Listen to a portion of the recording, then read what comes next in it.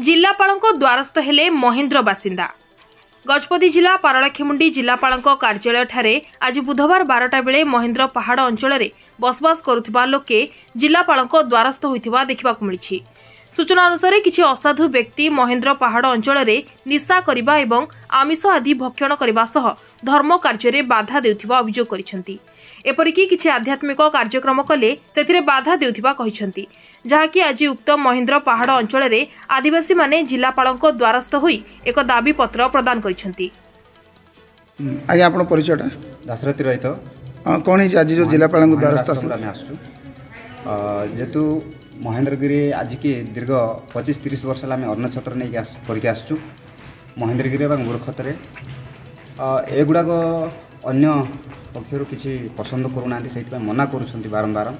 ये पूर्व एवं गोटे 10-15 दिन पूर्व लक्ष्मी बाबा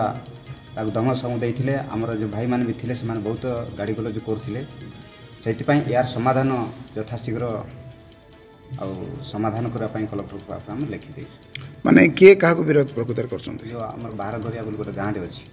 से गाँव लोक मैंने महेन्द्र आस मना कर अन्नछत्र करवाक ना आठ यज्ञ करने को हम ना ये कौन साधु सत रहा हम ना एवढे बोली आश्लीष भाषा आमको गाड़ी गुलज कर जेहेतु एगुड़ा पारंपरिक एगुड़ा कार्यक्रम को पसंद करूना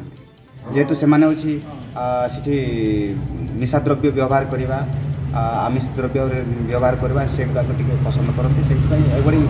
परंपरा संस्कृति एगुड़ा कार्यक्रम को से पसंद करूना आ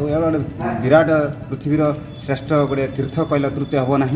से तीर्थ जगार से गोटे पार्क करने माने योजना कर जो अन्न छत्र पार्क करने इच्छा कर।